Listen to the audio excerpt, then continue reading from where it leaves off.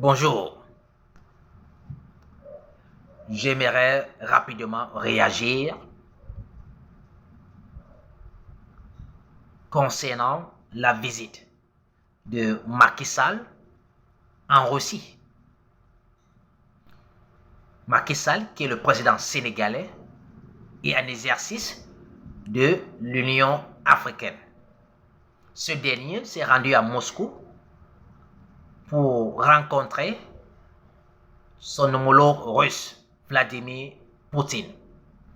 D'après ce qui nous a été rapporté dans les médias, l'agenda principal de cette rencontre était tout simplement de demander au président russe de lever le blocus des céréales afin d'éviter une pénurie alimentaire en Afrique.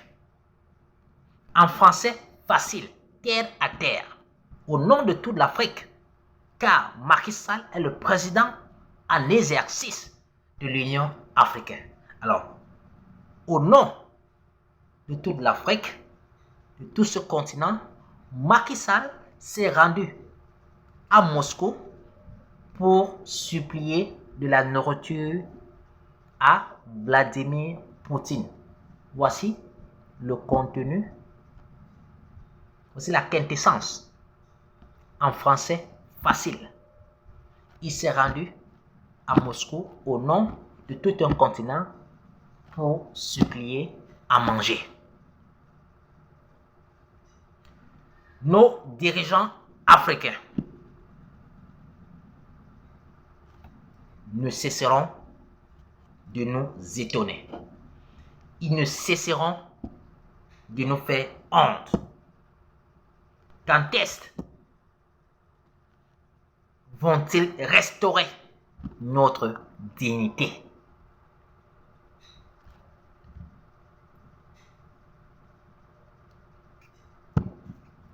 L'Afrique, c'est 54 pays.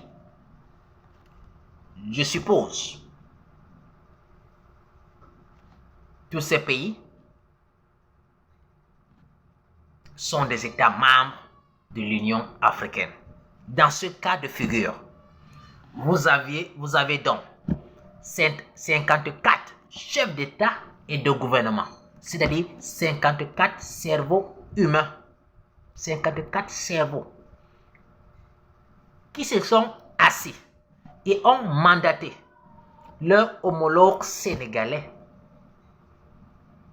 de se rendre à Moscou et demander à manger. Français facile.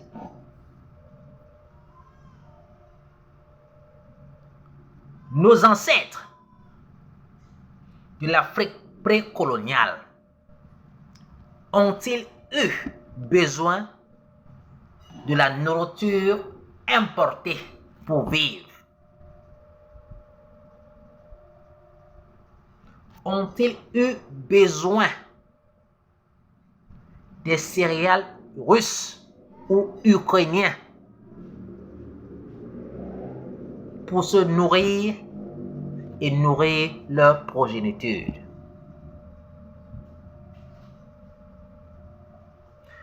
N'ont-ils pas, nos ancêtres, mangé africain? N'ont-ils pas cultivé leur terre? Ne se sont-ils pas nourris de leur récolte? N'étaient-ils pas coriaces, forts et en santé? D'où vient-il que nous, aujourd'hui, nous ayons besoin de la nourriture importée pour vivre?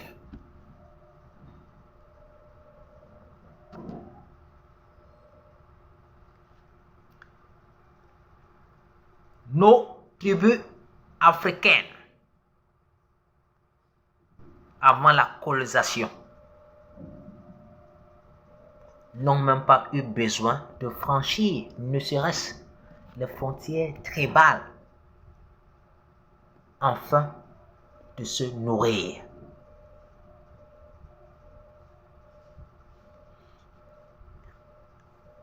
Notre but était autonome à tous les niveaux, y compris sur le plan alimentaire. Thomas Sankara ne disait-il pas la colonisation, c'est aussi dans nos assiettes. La colonisation, c'est aussi dans nos assiettes.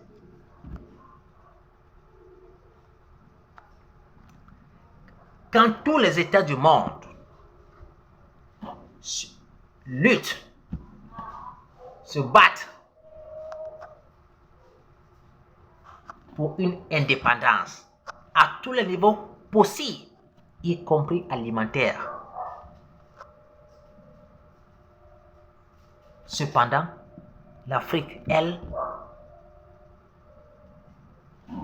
se bat pour se maintenir sous la domination, sous la servitude, sous la dépendance. On dépend de la nourriture importée. Dans ce cas, je ne peux que souhaiter que la guerre en Ukraine perdure. Enfin, que les Africains apprennent à manger africain.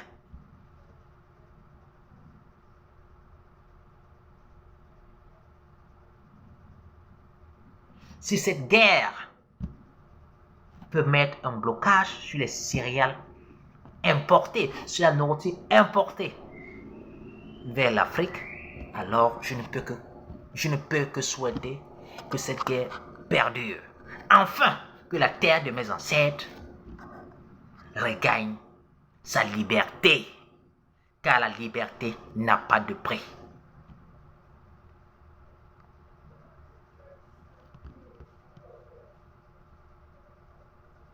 Qu'est-ce que l'Union africaine nous propose de bon?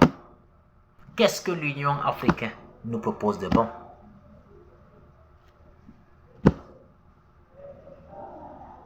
Ils ont mandaté Macky Sall d'aller commander à manger à Moscou.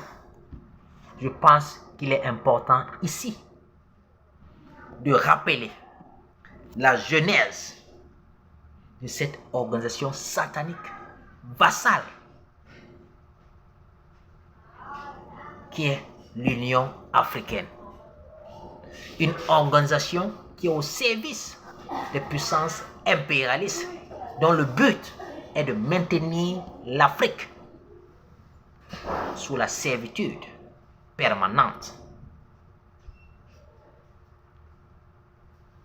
L'Union africaine, qui autrefois se faisait appeler Organisation de l'unité africaine, n'a jamais eu pour objectif d'unir le continent, de rendre libres les Africains,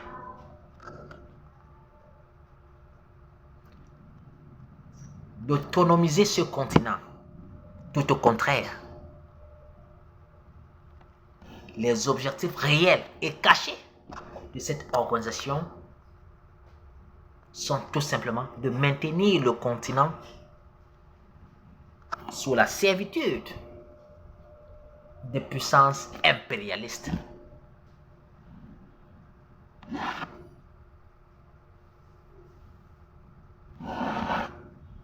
Cette organisation a vu le jour afin de contrecarrer le projet panafricaniste de Sékou Touré et de Kwame Nkrumah. Ce projet qui était d'intégrer la Guinée et le Ghana, de fusionner ces deux États pour en faire un seul État. Car Sékou Touré et Kwame Nkrumah, ils étaient des panafricanistes convaincus. Ils étaient convaincus que seule l'unité est la voie de rédemption du continent. Ce qui est une menace, ce qui constitue une menace pour les puissances impérialistes. Alors ces puissances, ils vont donc utiliser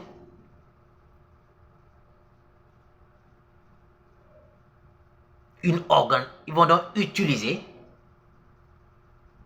leur génie afin de contrecarrer ce projet panafricaniste de Kwame Nkrumah et Sékou Touré. Bien évidemment, avec l'aide des réactionnaires africains, avec des marionnettes qui n'ont jamais rêvé, qui n'ont jamais voulu voir l'Afrique libre, mais qui néanmoins se sont retrouvés à la tête des États africains, comme Ahidjo au Cameroun ou Houphouët-Boigny en Côte d'Ivoire. Les puissances impérialistes, avec bien évidemment l'aide des réactionnaires africains, vont décider de créer une organisation continentale. Et ils avaient des arguments, car d'après eux, les États africains qui venaient nouvellement d'acquérir leur indépendance étaient très jeunes, ces États n'avaient pas de l'expérience, ils ne pouvaient donc pas maîtriser un État unitaire. Pour eux, il fallait aller pas à pas, en créant d'abord une organisation régionale. Mais tout ceci, c'était tout simplement pour contrecarrer le projet de Kwame Nkrumah et Sékou Touré. Alors, il y avait deux blocs qui s'opposaient. Il y avait le bloc de Monrovia, où on avait tous les réactionnaires africains, Houphouët-Boigny, Ahidjo, tous ceux qui étaient contre l'unité africaine se trouvaient dans le bloc de Monrovia. Et de l'autre côté, nous avons les dignes fils de l'Afrique, comme Kwame Nkrumah, Sékou Touré, qui se trouvaient dans le bloc de Casablanca et qui pensaient que seule l'unité est la voie de rédemption du continent et qu'il fallait une unité immédiate. Malheureusement, le destin en a voulu autrement. Le diable a eu dessus sur le bloc de Casablanca. C'est donc ainsi que l'organisation de l'unité africaine va voir le jour, qui plusieurs années plus tard va se transformer à cette organisation vassale que vous avez aujourd'hui, l'Union africaine, qui envoie Macky Sall, qui est mandé à manger en Russie, au lieu de s'efforcer pour que l'Afrique soit alimentairement indépendant, comme ce fut au temps de nos ancêtres. Comme ce fut au temps de nos ancêtres. On peut vivre sans les autres. Et le Cuba est un exemple. Le Cuba est un exemple. Le Cuba est l'un des pays qui a le plus été sanctionné par les puissances impérialistes. Cependant, le Cuba a réalisé des prouesses que les États qui n'étaient pas sous sanction n'ont pas pu réaliser. Le Cuba est un modèle à suivre.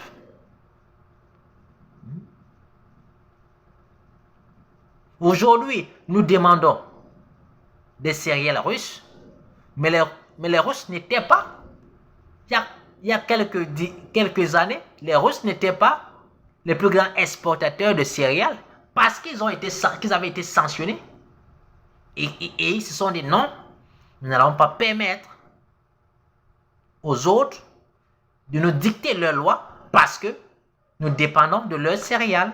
C'est donc comme ça qu'ils vont se mettre au travail et vont devenir le plus grand exportateur de céréales. Donc aujourd'hui, nous, Africains, nous devons nous mettre au travail. Car l'indépendance, c'est aussi dans nos assiettes.